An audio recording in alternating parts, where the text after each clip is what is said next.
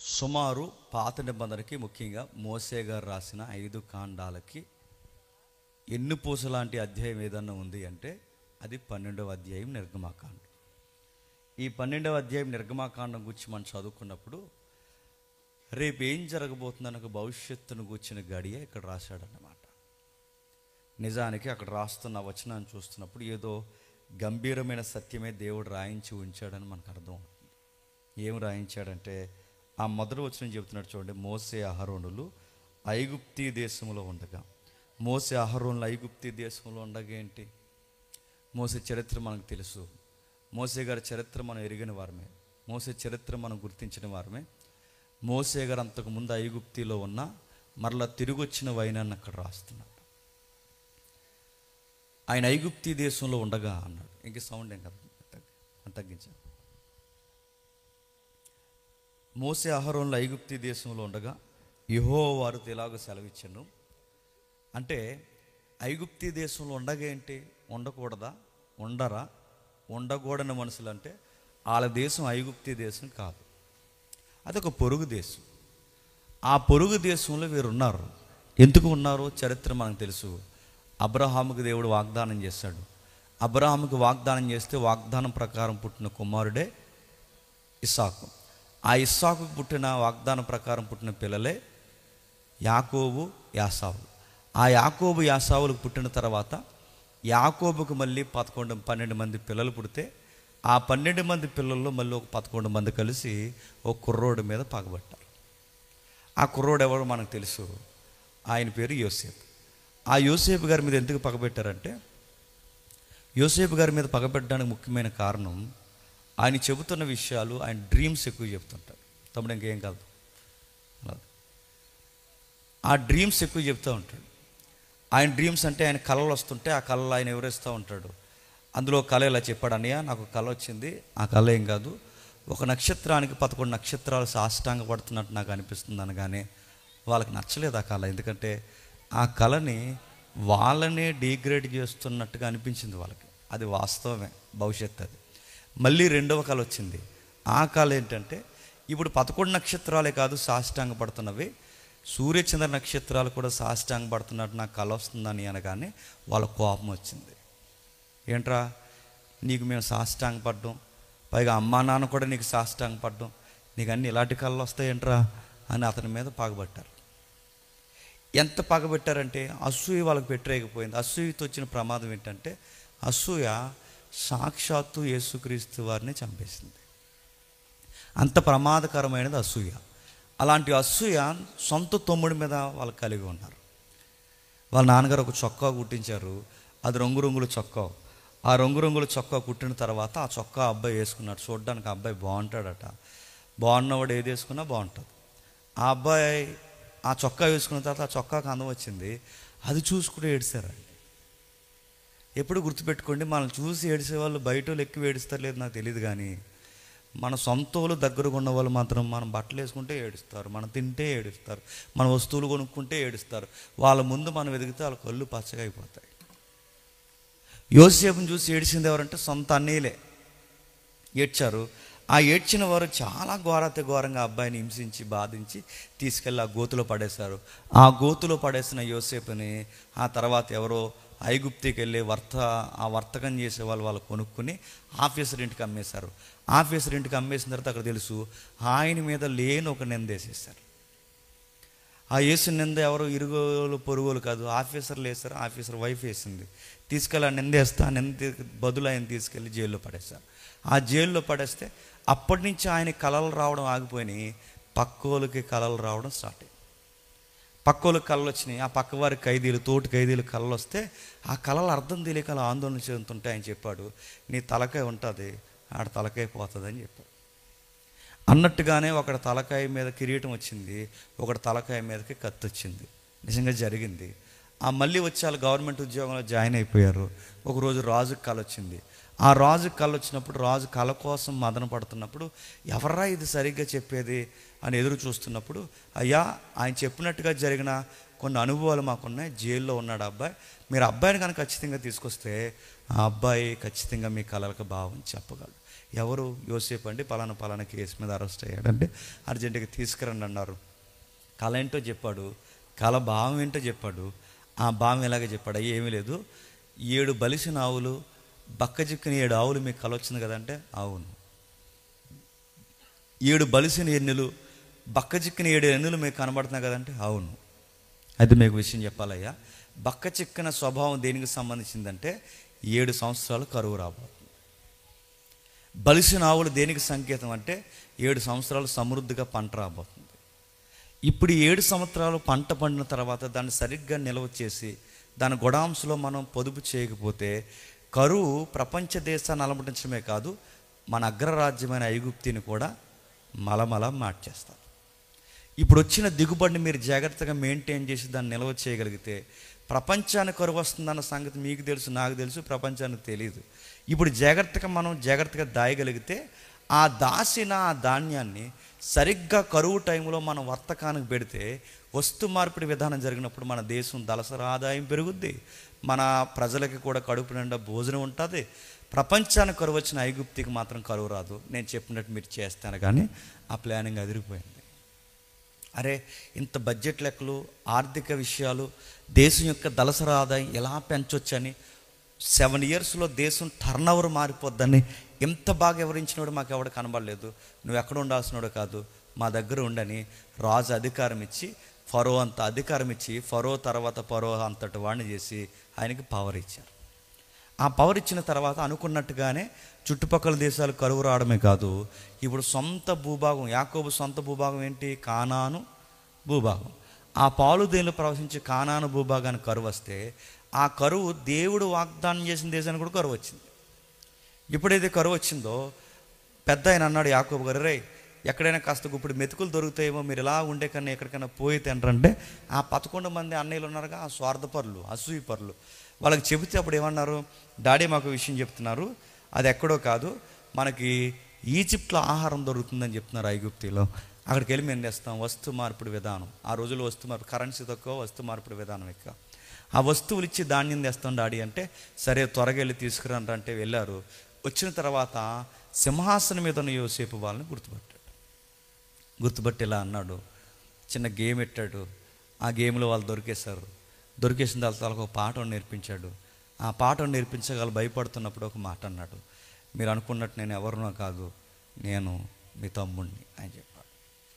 నిజానికి ఆ టైంలో ఆయన రివైంజ్ తీర్చుకోవాలంటే చాలా గట్టిగా తీర్చుకోవచ్చు, ఎందుకంటే ఇప్పుడు బాల్ ఆయన కోర్టులో ఉంది. ఆయన అల్లాడించవచ్చు, కానీ ఆయన ఏం అనలేదు.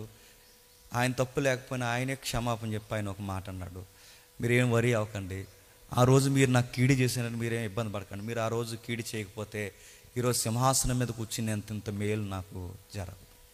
ఈ మేలు జరగాలని దేవుడు ఆ రోజు నన్ను ఏం చేసినట్టు కీడు గుండా నడిపించాడు. మరో మాట, ఈ ఇజ్రాయేల్ దేశానికి 7 సంవత్సరాలు కరువు వస్తున్నప్పుడు జాతి బతుకుండాలని ముందుగా ఆలోచించిన దేవుడు కరువుకు ముందుగానే నన్ను ఐగుప్తికి పంపించాడు. కాబట్టి మీరు ఏం బాధపడకండి, ఇది మేలే తప్ప కీడుగా నేను భావించట్లేదు. అలా బిక్క మొహాలు వేసుకుని, మాసిపోయిన గడ్డాలు, మాసిపోయిన వస్త్రాలు వేసుకుని, తమ్ముడి వైపు కనీసం క్షమాపణ అడగలేని సిగ్గుమాలిన మొఖాలు పెట్టుకుని అక్కడ నిలబడినప్పుడు ఒక మాట అన్నాడు, తమ్ముడిగా నేను ఇంత హై పొజిషన్లో ఉన్నప్పుడు మీరు కింద ఉండడం ఏంటి? నేను బాగున్నంతకాలం మీ మీద వాళ్ళడానికి వీల్లేదు, మీరు తట్టబుట్ట సర్దుకుని ఐగుప్తికి వచ్చేయండి. మొత్తం సర్దుకుని ఐగుప్తికి వచ్చేసారు. అదంతా ఐగుప్తికి సర్దుకుని వచ్చిన తర్వాత యోసేపు ఉన్నంతకాలం ఇజ్రాయెల్ దేశానికి లేదా ఇజ్రాయేల్ ప్రజలకి చాలా రాయల్టీ వచ్చింది. వాళ్ళు ఎంత బాగా ఉన్నారంటే, వాళ్ళు ఎంత బాగా ఎదిగారంటే ఆర్థికంగా బాగున్నారు, పౌర హక్కుల్లో బాగున్నారు. ఎందుకంటే యోసేపుని బట్టి ఇశ్రాయేల్ని కూడా ఏం చేస్తున్నారు? గౌరవిస్తున్నారు. యోసేపుని బట్టి ఇశ్రాయేల్ని కూడా ఎప్పుడైతే గౌరవిస్తున్నారో ఇజ్రాయేల్ దేశం ఉద్భవించింది. ఫుడ్ విషయంలో బాగున్నారు, పౌర హక్కులు బాగున్నారు, రేషన్ బాగా ఇస్తున్నారు, అంతా బాగుంది. సడన్గా ఒకరోజు యాకోబు గారు చనిపోయారు. కొంతకాలం తర్వాత యోసేపు గారు చనిపోయారు. తలకాయలు ఎప్పుడైతే చనిపోయాయో వెనకాల ఉన్న వాళ్ళకి దిక్కు లేకుండా పోయింది. పెద్దవారు ఎప్పుడైతే చనిపోయారో వెనకాల ఉన్న వారికి ఇక ఆదరణ లేకుండా పోయింది.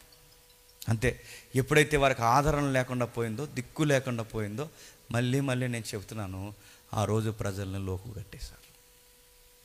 ఒక మాట తెర మీదకి వచ్చింది, ఎలానే ఇశ్రాయేలుని వదిలేస్తే ఈ జాతి ప్రజలు ఎక్కువైపోయేలా ఉన్నారు, వీళ్ళు ఎక్కువైపోతారు, ఇలాగే వీళ్ళు ఎక్కువైపోతే రేపొద్దున ఐగుప్తీలు వీళ్ళకి బానిసం చేసే పరిస్థితి వస్తుంది.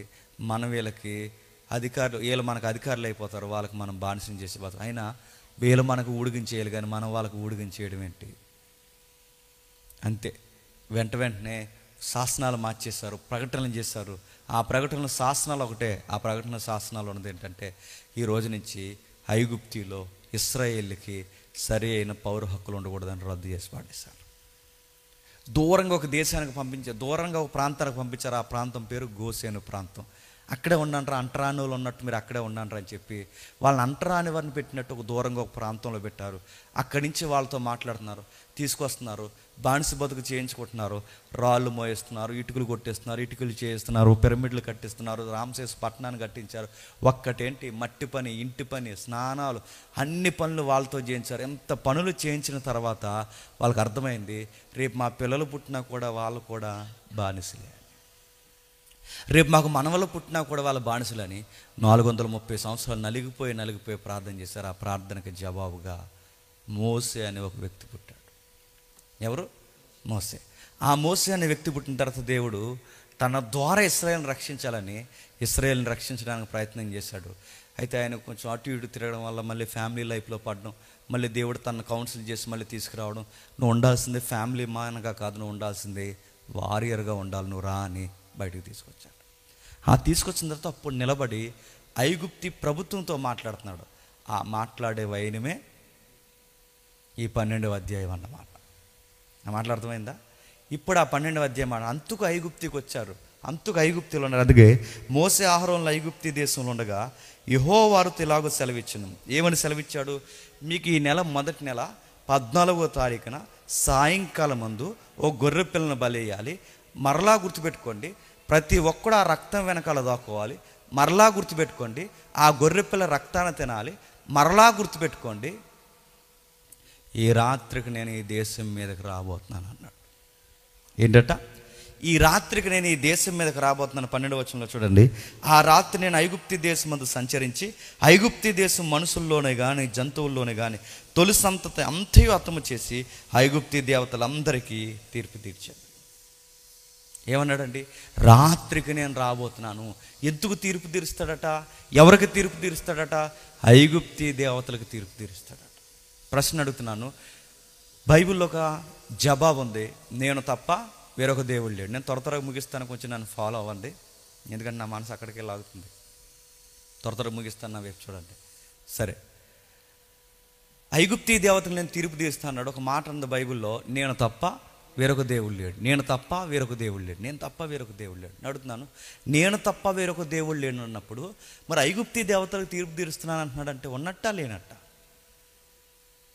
నేను తప్ప వేరొక దేవుడు లేడు అన్న ఈ దేవుడే ఆకాశం కింద కానీ భూమి కింద కానీ భూమి కింద ఉన్న నేల కింద కానీ ఎక్కడ ఏ రూపం పెట్టుకోవడం, నేను తప్ప వీడొక దేవుడు ఈ ముల్లోకాల్లో లేడని చెప్పిన దేవుడే ఆ దేవతలు నేను తీర్పు తీస్తాను అంటున్నాడంటే ఆ దేవతలు ఉన్నట్టా లేనట్టా?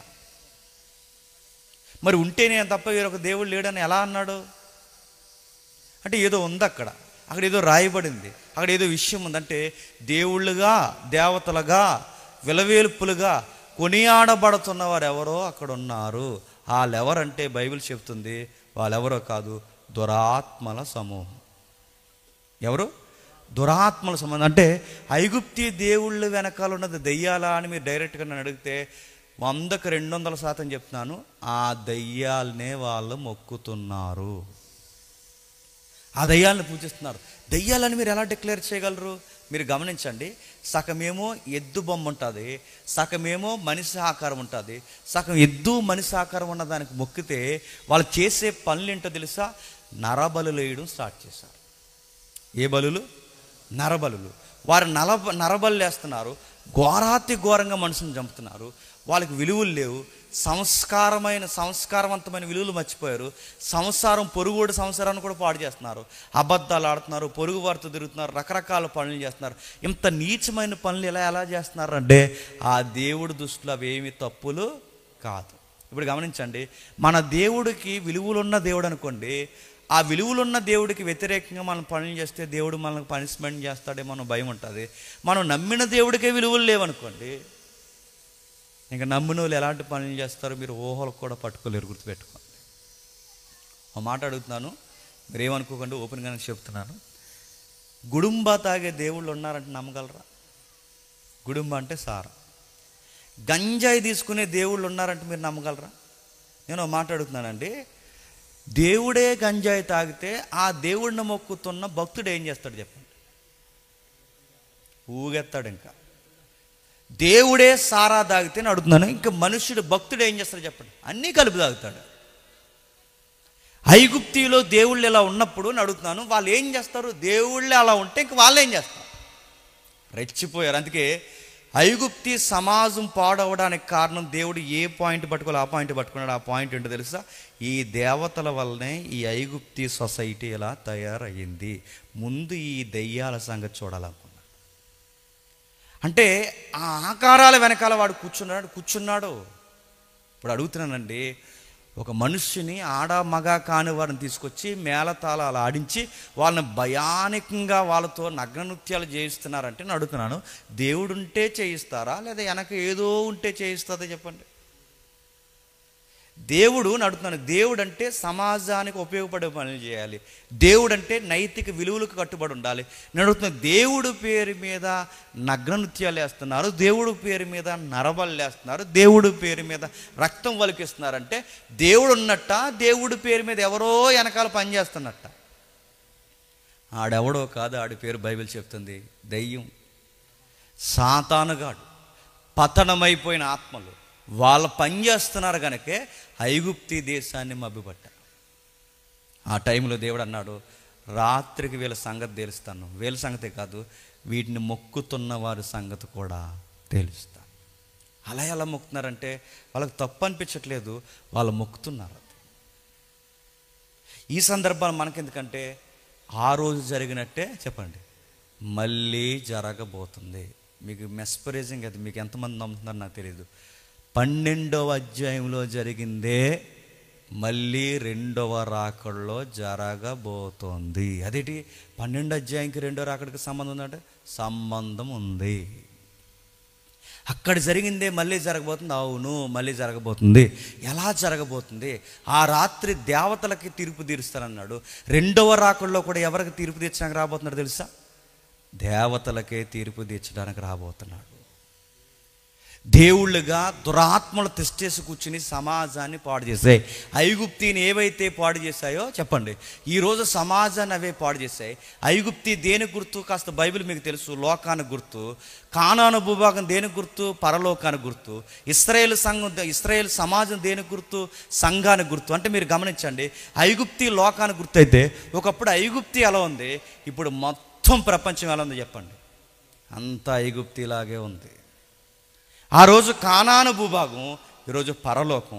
ఇప్పుడు ఈ పరలోకానికి ఇశ్రాయేలు సంఘాన్ని ఎలాగైతే తీసుకురావడానికి రాత్రికి దిగొచ్చాడో, ఇప్పుడు సంఘాన్ని కూడా మళ్ళీ మేఘాల మీద ఎత్తుకెళ్ళడానికి ఏదో ఒక రాత్రో పగలో ఏ గడియో మనకు తెలియదు, మళ్ళీ దేవుడు సంచరించడానికి రాబోతున్నాడు. నేను అడుగుతున్నాను, దేవుడు వస్తే ఏమవుద్ది ఏంటి? పీనుగులు పోగవుతాయి.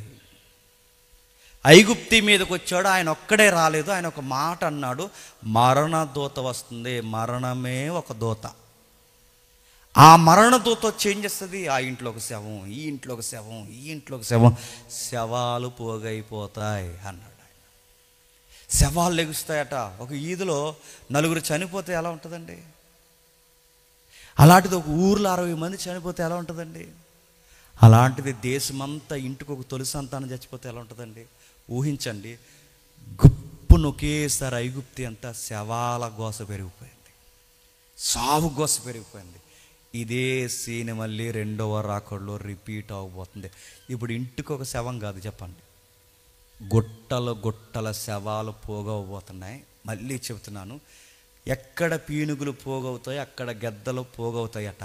ఇవి దేనికి గుర్తులంటే నీ వరుడు సమీపమునే ఉన్నాడు.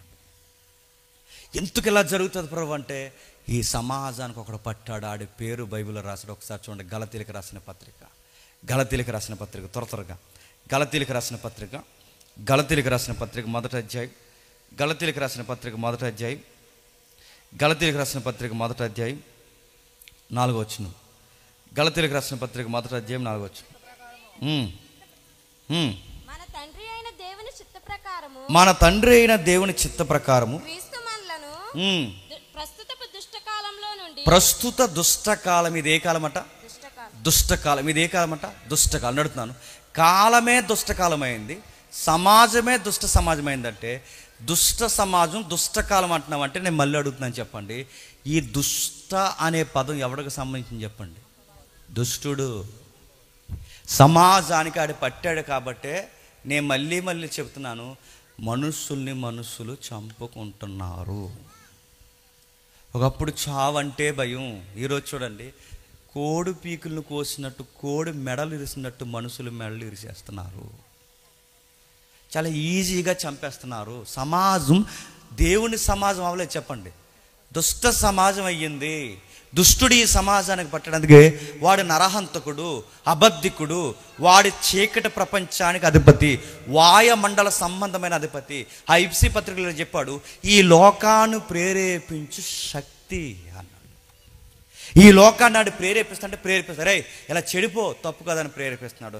ఎవరైనా ఏమనంటే చనిపో అని ప్రేరేపిస్తున్నాడు. అంటే చావులోకి వాడే ప్రేరేపిస్తున్నాడు, చెడిపోవడానికి వాడే ప్రేరేపిస్తున్నాడు. ఒక్కటేంటండి, అన్ని సంగతులకి వాడు ప్రేరేపిస్తున్నాడు. మనుషుల్ని చంపుకునేలా ప్రేరేపిస్తున్నాడు. ఒకప్పుడు ఎక్కడో హత్యలు జరిగాయంటే అవునా అని ఇక్కడ భయపడేవాళ్ళం. ఇప్పుడు మన పక్కీదిలో జరుగుతున్నాయి, మన ఎదురీదిలో జరుగుతున్నాయి, మన పక్కింట్లో జరుగుతున్నాయి, మన ఇంట్లోనే జరుగుతున్నాయి. చంపుకోవడం ఈజీ అయిపోయింది. ఎంత ఈజీ ఎలా అయిపోయిందంటే ఇక అయిపోయింది. ప్రేమలు పోయాయి, అనురాగాలు పోయాయి, భయాలు పోయాయి. ఎక్కడ చూడండి దైవజనులనే గౌరవం పోయింది, తల్లిదండ్రులనే ప్రేమలు పోయాయి, పిల్లలనే ఆశలు పోయాయి. మీరు చూస్తున్నారు లేదో, ఇంత పిల్లల్ని చూస్తేనే ముద్దొస్తుంది. అలాంటి పిల్లల్ని బకెట్లో ముంచి ఒక తండ్రి చంపేశాడు. సొంత తండ్రి కౌగులు పెంచుకున్న భార్య, సొంత భార్య 15 ముక్కలు నరికించింది భర్తని. జీవితాంతం నీతో ఉంటానని వచ్చిన భార్యని 72 ముక్కలు నరికేశాడు ఒక భర్త. మీరు చూస్తున్నారు లేదు, రోజుకో కేసు. ఒకటేంటండి, పేపర్ ఇప్పితే చాలు భర్తను చంపిన భార్య, భార్యను చంపిన భర్త, పిల్లలను చంపిన తల్లిదండ్రులు, తల్లిదండ్రులను చంపిన పిల్లలు. ప్రేమలు లేవు, అనురాగాలు లేవు, రక్తపాతం నడుపుతున్నాను ఎక్కువైపోయింది. ఈరోజు సినిమాలు కూడా మీరు చూడండి, సొసైటీని వాడు ఎలా పట్టేశాడో. మీరు హీరో ఫ్లెక్స్లు మీరు చూస్తున్నారు లేదు, నోట్లో కత్తి, లింగి పై కట్టి, ఒక తలకాయ నరికి, ఓ చేతితో కత్తి పట్టుకుని, ఓ తలకాయ చేతితో పట్టుకుని ఆ హీరో అలా వెళుతుంటే నడుతున్నాను. ఈరోజు బాక్స్ ఆఫీసులు బదలాసిపోతున్నాయి. మీరు చూడండి, మీకు ఏమర్థమవుతుంది? ఆడు పట్టాడు, ఆడు వచ్చాడు, సంసారాల్లోకి వచ్చాడు, స్నేహాల్లోకి వచ్చాడు, సంఘాల్లోకి వచ్చాడు, సమాజానికి పెట్టాడు. ఒకప్పుడు ఐగుప్తి అలా ఉండేదేమో, ఇప్పుడు ఎంటైర్ ప్రపంచం అంతా ఐగుప్తి అయి కూర్చుంది. దీన్ని ఇలా పాడు చేసిన వాడు ఎవరో దేవునికి తెలుసు. ఆ శత్రువు గొంతు మీద అడుగేయడానికే నజరుడైన యేసుడు రాబోతున్నాడు. అది ఎలా జరగబోతుంది అంటే దానికి సీన్ ఆఫ్ అఫెన్స్ ఎలా ఉండబోతుందో ముందే 12వ అధ్యాయంలో చెప్పాడు. ఆ 12వ అధ్యాయంలో చెప్పిందే జరగబోతుంది. అంటే ఆ రోజు దేవతలకు తీర్పు తీరుస్తాడు. ఈరోజు మళ్ళీ చెప్తున్నాను, దేవతలకు మొక్కునోళ్ళు కూడా తీరుస్తానన్నాడు. ఈరోజు మళ్ళీ చెప్తున్నాను, ఈరోజు వాడిని మొక్కుతున్న వాళ్ళు ఎక్కువైపోయారు. దేవుణ్ణే నమ్ముతున్నాం అనుకుంటున్నారు, కానీ ఆడు దేవుడు కాదు. స్నేహమే అనుకుంటున్నారు, అది స్నేహం కాదు, దుష్ట స్నేహం. మంచి సమాజం అనుకుంటున్నారు కదా, అది మంచి సమాజం కాదు, దుష్ట సమాజం. ఎక్కడికక్కడే చదువుకున్న వాళ్ళని ఎలా పాడు చేయాలో, చదువు లేని వాళ్ళని ఎలా పాడు చేయాలో, సంసారాన్ని ఎలా పాడు చేయాలో, సంసారం లేని వాళ్ళని ఎలా పాడు చేయాలో, ఎవరిని ఎలా పాడు చేయాలో, ఎవరికి ఎలా రావాలో అందరి దగ్గరికి అలా వచ్చాడండి వాడు. ఎవరిని ఏ కోణంలో డిస్టర్బ్ చేయాలో, ఎవరెవరిని ఏ కోణంలో పాడు చేయాలో అన్ని కోణాల్లో పాడు చేసేసాడు. ఈరోజు వాడు కూర్చున్నాడు. అందుకే దేవుడు అన్నాడు, ఈ పనులు చేస్తున్నది ఐగుప్తీలే కాదు, ఈ పనులు చేస్తున్నది ఎవరంటే ఇశ్రాయేలీలు కూడా చేస్తున్నారు. ఆ రోజు ఎవరు చేశారట? ఇశ్రాయేల్. ఇంటికి కింద చదవండి, యెహెజ్కేలు 20వ అధ్యాయంలో ఉంటుంది. ఐగుప్తిలో ఇశ్రాయేల్ నాకు ఏ కృత్యములు జరిగించిరి, ఐగుప్తీ దేవతలు ఇశ్రాయేలు కూడా మొక్కారు. మొక్కడమే కాదు, నేను ఎన్నోసార్లు చెప్పాను అటువైపు పోద్దని, అయినా పోయారు. అందుకే ఈ రాత్రి నేను చంపేయాలనుకున్నది దేవతలనే కాదు, ఈ రాత్రి నేను తీసేయాలనుకున్నది ఐగుప్తీలనే కాదు, ఈ రాత్రి నేను తీసేయాలనుకున్నది ఇశ్రాయేల్ని కూడా అన్నాడు. ఇది మీకు అర్థమైతే ఇశ్రాయేల్ చేసినట్టు ఈరోజు మనోళ్ళు కూడా చేస్తున్నారు. ఇటు దేవుణ్ణి మొక్కుతారు, అటు పోయి ముహూర్తాలు పెట్టుకుంటారు. ఇటు దేవుణ్ణి మొక్కుతారు, అటు పోయి వేపనాయంతో కార్యక్రమాలకి టైమింగ్ సెట్ చేసుకుని వస్తారు. ఇప్పుడు లేచి నిలబెట్టి మెడలు మొలలు చెక్ చేస్తే ఎంతమందికి లైసెన్స్ బిల్లులు ఉంటాయో. తాయిత్తులు నమ్ముతున్నారు. నేను అడుగుతున్నాను, ఎలాంటివి నమ్ముతున్నారు? అటు నమ్ముతున్నారు, ఇటు నమ్ముతున్నారు, ఎలాంటివి నమ్ముతున్నారు అని అడుగుతున్నాను. ఇలాంటి నమ్మేవాళ్ళు లేరు చెప్పండి. ఎక్కువైపోయారు. ఇంజనీరింగ్ చదువుకున్నాడు నమ్ముతున్నాడు, ఎంబీబీఎస్ డాక్టర్ నమ్ముతున్నాడు, గ్రూప్ 1 ప్రిపేర్ అయ్యే అమ్మాయిలు నమ్ముతున్నారు, గ్రూప్ 1లో ఐఏఎస్ ఐపీఎస్లు నమ్ముతున్నారు. చిన్నోళ్ళు పెద్దోళ్ళు సమాజానికి మేధావులుగా ఉండాల్సిన వారు కూడా మూఢనమ్మకాలు నమ్ముతున్నారు. ఆ మూఢనమ్మకాలు నమ్మి ఇలాంటివన్నీ నమ్మి వాళ్ళు పాడైపోతున్న అడుగుతున్నాను. ఎవడు వీళ్ళని ఎలా తయారు చేసిందంటే ఐగుప్తీని తయారు చేసినోడే వీళ్ళని అందరినీ కూడా అలా తయారు చేశాడు. ఇశ్రాయేలీల్ని కనికరించిన దేవుడు ఇలాంటివి నమ్మితే చెప్పండి మనల్ని కూడా కనికరించాడు. మరి వాళ్ళని వదిలేశాడుగా అంటే వదిలేలేదు. వాళ్ళకు ఒక ఆఫర్ ఇచ్చి అది పాటిస్తే వదిలేస్తానని చెప్పాడు. ఆ ఆఫర్ పేరే పస్కా. ఏంటది? పస్కా. ఈ లెంట్ డేస్లో చదువుతారు కదండి. ఆ పస్కా అంటే పస్కా ఏం చేయాలి? ఆ 8 అధ్యాయాలు ఆ 8 వచ్చిన మనం చదువుకున్నాం. ఏడాది ఒక గొర్రె పిల్లని తెచ్చుకోవాలి. 14వ రోజు దాన్ని సాయంకాలం ముందు బయటికి తీసుకురావాలి. సాయంకాలం ముందు దాన్ని చంపాలి. ఆ చంపిన తర్వాత మాంసాన్ని తినాలి. ఆ మాంసాన్ని తినాలి, ఒక్క ఎముకని నిరవకూడదు. ఆ రక్తాన్ని నిలువు కమ్మికి అడ్డు కమ్మికి పుయ్యాలి. అది ఎవడైతే పాటిస్తాడో మిమ్మల్ని ఏమనుకుండా వెళ్ళిపోతా అన్నాడు. ఇప్పుడు అదే మనల్ని చేయమన్నాడు. అంటే రెండవ రాకుల్లో కూడా సేమ్ అలాగే రాబోతున్నాడు. మళ్ళీ దేవతలకు తీర్పు తీర్చబోతున్నాడు. మళ్ళీ శవాలకంటే ఈ క్రైస్తవులు బయటోళ్ళని ఆయనకి తేడా లేదు. ఎవరెవరైతే ఇవి నమ్ముతారో వాళ్ళందరి సంగతి తెలుస్తాడు. అప్పుడు మనం బతికి బట్ట కట్టాలి అంటే మళ్ళీ మనకు దిక్కు గొర్రెపిల్లే. ఆ రోజు వాళ్ళకి ఆ గొర్రెపిల్ల, ఈరోజు మనకి ఆ గొర్రెపిల్ల చూపిస్తున్న ఒక నిజమైన గొర్రెపిల్ల ఉంది. ఆయన పేరు నజరేయుడైన యేసు. ఆయనను బాగా వినండి. ఆ 8 వచనాలు లేదా 12 వచనాల వరకు ఉన్న లేదా మొత్తం అధ్యాయంలోని కొన్ని పాయింట్స్ నేను చదువుతాను, నేను ముగించేస్తున్నాను. అందులో కొన్ని పాయింట్స్ చెప్పాడు. ఏమన్నాడంటే ఏడాది నిర్దోషమైన గొర్రెపిల్ల ఉండాలన్నాడు. ఏంటట? నిర్దోషమైన గొర్రెపిల్ల. ఆ రోజు ఆ నిర్దోషమైన గొర్రెపిల్ల ఆ ప్రమాదం నుంచి ఆ ఇశ్రాయేలు సమాజాన్ని రక్షించింది. మళ్ళీ రాకడ జరిగితే మనకి మళ్ళీ మనం రక్షించాలంటే నిర్దోషమైన గొర్రెపిల్ల ఉండాలి. ఆ నిర్దోషమైన గొర్రెపిల్ల ఎవరో కాదు, ప్రభు అయిన యేసుక్రీస్తు. అందుకే పిలాతు ఏమంటాడంటే ఈయన యందు నాకు ఏ దోషము కనబట్టలేదు, ఈయన యందు నాకు ఏ దోషం కనబట్టలేదంటే మీకు ఏమర్థమవుతుంది ఆ పదాలు చదువుతున్నప్పుడు? పస్కా టైంలోనే పిలాతు అంటున్న మాట ఈయన నిర్దోషమైన గొర్రెపిల్ల. ఆ రోజు ఆ గొర్రెపిల్ల ఎముక ఎరవద్దన్నారు. ఈరోజు కూడా నేను చెప్తున్నాను, కుడివైపున దొంగలు కాళ్ళు ఎరగొట్టారు, ఎడంవైపున ఆ దొంగ కాళ్ళు ఎరగొట్టారు. కానీ మధ్యలో ఉన్న యేసు ప్రభు కాళ్ళు ఎముక ఎరగొట్టలేపారు. ఎందుకు చెప్పిన? పస్కా బలి పశువు ఎముకల్లో ఒక ఎముకైనను చెప్పండి ఎరవబడకూడదన్న ప్రవచనం నెరవేరాలి అంటే ఇద్దరు దొంగలు ఎరగొట్టారు తప్ప ఎవరిది ఎరగొట్టలేకపోయారు చెప్పండి. ఎరగొట్టలేకపోయారు కదా, ఎరగొట్టకూడదు. ఎందుకంటే ఆ రోజు ఐగుప్తిని కాపాడింది చూచాయిగా ఆ గొర్రెపిల్ల అయితే ఇప్పుడు ప్రపంచాన్ని కాపాడే ఆ గొర్రెపిల్ల నజరేయుడైన యేసు ఎముక కూడా ఎరవడానికి వీల్లేదు. మరొకటి, ఆ రోజు ఆ గొర్రెపిల్ల మాంసాన్ని తిన్నారు, ఈరోజు ఈ గొర్రెపిల్ల మాంసాన్ని మనం తిన్నారు. ఆ రోజు ఆ రక్తం వెనకాల దాక్కున్నారు, ఈరోజు మనం ఈ రక్తంలో మనం పాలు పంపులు పొందాలి. ఈరోజు ఆయన మాంసాన్ని మనం ఎలా తింటామంటే ఆ మాంసం రొట్టెగా మారింది, ఆ రక్తం చెప్పండి ద్రాక్షరసంగా మారిపోయింది. ఆ మాంసం రొట్టెగా మారింది, ఈరోజు ద్రాక్షరసంగా. దాన్ని తీసుకోవాలంటే దానికి ఒక కమాండ్ ఉంది. అది ఎవడ పడితే వాడు తీసుకోకూడదు. ఎవడ తీసుకోవాలి దాన్ని అంటే బాప్టిజం తీసుకున్న వాళ్ళు తీసుకోవాలి. మిమ్మల్ని భయపెట్టడానికో మీకు ఏదో బెదిరించడానికి మాట చెప్పట్లేదు. రాకడ సమయం దగ్గర పడుతుంది. చూస్తుంటే పరిస్థితులు అలా కనబడుతున్నాయి ఘోరాతి ఘోరంగా. ఈ పరిస్థితులు చూస్తుంటే మన తరంలోనే రాకడ జరిగిపోయేలా ఉంది. నేను మిమ్మల్ని భయపెట్టడానికి నేను చెప్పలేదు, ఒక మాట అది చెప్తున్నాను. మీరు ఇంకా బాప్టిజం లేకుండా మీరు ధీమాగా ఇక్కడ కూర్చొని ఉంటే మళ్ళీ చెప్తున్నాను, రాకడలో మీకు దిక్కు దివాణం లేకుండా అయిపోతారు, గుర్తుపెట్టుకోండి. ఆ రోజు వాళ్ళు బతికారంటే గొర్రెపిల్ల మాంసాన్ని తిన్నారు, రక్తాన్ని పూసుకుని నిలబడ్డారు. ఇప్పుడే రాకడ ఇలా జరిగిపోతే మిమ్మల్ని ఏది కాపాడుతుందో చెప్పండి. ఎవడైతే ప్రభు రొట్టెను తింటున్నాడో, ఎవడైతే ద్రాక్షరసం తీసుకుంటాడో వాడే బతుకుతాడు. మరి ఈ బాప్టిజాలు లేని వాళ్ళందరూ ఏమవుతారు? వీళ్ళందరికీ ఆ రోజు బడిద పూజ కార్యక్రమం ఉంటుంది, గుర్తుపెట్టుకోండి. మిమ్మల్ని భయపెట్టడానికి చెప్పట్లేదు. ఇంకా మీకు ధీమా పొద్దు ఏంటి? వార్తలు ఎన్ని వినబడుతున్నాయి బయట, సముద్రాలు పొంగిపోతాయి అంటున్నారు, ఖండాలు కదిలిపోతున్నాయి అంటున్నారు, వింతైన భూకంపాలు. అసలు మన సైడ్ భూకంపాలేరో, మన వైపు భూకంపాలు వస్తున్నాయి. విచిత్రమైన వార్తలు పెట్టినాం. ఏదో సముద్రంలోంచి ఏదో పెద్ద సర్పం అంటున్నారు, ఏవేవో మాట్లాడుతున్నారు, చేపలు బయటకు వస్తున్నారు. ఇవన్నీ బయటకు వస్తలేదు నాకు తెలియదు, కానీ మేఘాల మీద చనిపోయి తిరిగి లేచిన క్రీస్తు మాత్రం త్వరలో బయటికి రాబోతున్నాడు. గుర్తుపెట్టు. ఆయన వస్తే ఏమైపోతారు? ఐగుప్తి మీదకి సంచరించిన దేవుడే మళ్ళీ ప్రపంచం మీద సంచరించడానికి రాబోతున్నాడు. ఇప్పుడు ఎందుకు? ప్రేమగా రొట్టెలు లేని వారికి రొట్టెలు పెట్టడానికి, భోజనం లేని వారికి భోజనం పెట్టడానికి, స్వస్థత చేయడానికి కాదు. ఇప్పుడు ఆయన ఎందుకు రాబోతున్నాడు అంటే ఎవని క్రియలు చెప్పిన వానికి ప్రతిదండన చేయడానికి రాబోతున్నాడు. ఇప్పుడు మమ్మల్ని ఏం చేయమంటావు అన్నాను మీరు నన్ను డైరెక్ట్గా అడిగితే, బాప్టిజాలు లేని వారు ఎవరైనా ఉంటే బాప్టిజాలు తీసుకోండి. మరి బాప్టిజాలు తీసుకున్న మమ్మల్ని ఏం చేయమంటావంటే ఒళ్ళు దగ్గర పెట్టుకొని ఆ ప్రభురాత్రి భోజనంలో జాగ్రత్తగా ఉండండి. సప్పగుంది ఒప్పగుందని కామెంట్లు చేయకండి. ద్రాక్షరసం ఏంటి తీయగా లేదని అనకండి. అది భయం గొలిపే ఒక కార్యక్రమం. అలాంటి దిక్కు నువ్వు జోకులేస్తే ఏమైపోతావు? క్రొత్త నిబంధన పస్కా ఏదన్నా ఉంది అంటే అదే మనం తీసుకుంటున్నామే, ప్రభురాత్రి భోజనం. అదే క్రొత్త నిబంధన పస్కా.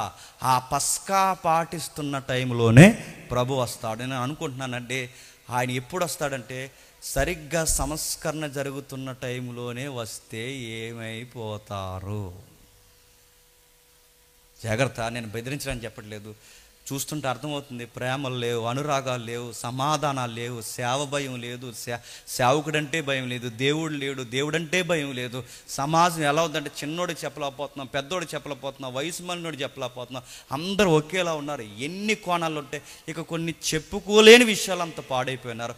ఇంతమంది పాడైపోయి ఉంటే నేను అడుగుతున్నాను, ఈ సమాజాన్ని ఉంచేయాలా తీసేయాలా చెప్పండి. ఆ రోజు ఐగుప్తి అలా ఉంటేనే తీసేశాడు. మీరు అనుకుంటున్నారు ఇప్పటికీ ఐగుప్తి ఉందని. మీరు జాగ్రఫీ చూడండి. ఇప్పుడున్న ఆ రోజున్న ఐగుప్తి కాదు ఈ రోజు ఉన్నది.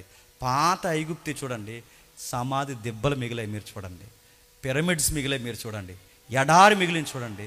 మరి పాత ఐగుప్తి లేదంటే ప్రవచనాలు చెబుతున్నాయి, లేదు ఎప్పుడో మట్టిలో కలిసిపోయింది. ఎప్పుడైతే ఇలాంటి పనులు జరుగుతాయో ఇవే జరుగుతాయి. నేను మళ్ళీ చెప్తున్నానండి ముగించే ముందు. మీరు చూస్తున్నారు లేదో నేను అడుగుతున్నాను, అసలు ఎక్స్పెక్ట్ చేయని వార్త ప్రవీణ్ పగడాల గారు చనిపోవడం ఏంటండి? ఇలాంటివన్నీ వింటున్నప్పుడు మీకు ఎలా అనిపిస్తుంది? సగం బలం పోయినట్టు అనిపిస్తుంది ఆయన చనిపోయాడని. కానీ ఆయన చనిపోవడం ఏంటండి? ఎన్నో అనుమానాలు. ఇప్పుడు ఆయన మరణం వెనకాల ఎన్నో అనుమానాలు. ఇప్పుడు వెళ్తే కానీ తెలియదు ఏమైందో ఏంటో. ఇంక దేవుడు భయం లేదు, సేవకుడికి సెక్యూరిటీ లేదు, ఏమవుతుందో తెలియదు, ఏమవుతున్నాయో తెలియదు. ఇవన్నీ చూస్తుంటే దేవుడు చూస్తూ ఊరుకుంటాడు సింహాసనం మీద? చెప్పండి. ఆయన నేడో రేపో సమీపమునే ఉన్నాడు, త్వరగా రాబోతున్నాడు. జాగ్రత్త. మారు మనసు లేని వారు మారు మనసు పొందండి. మారు మనసు పొందిన వాళ్ళు స్థిరముగా బలంగా ప్రార్థనలో, బైబిల్లో, సహవాసాల్లో, ఇలాంటి కార్యక్రమాల్లో ఎల్లప్పుడూ మెలుగు కలిగి ఉండండి. దేవుడు మిమ్మల్ని దీవించునుగాక. ప్రార్థన చేస్తాం.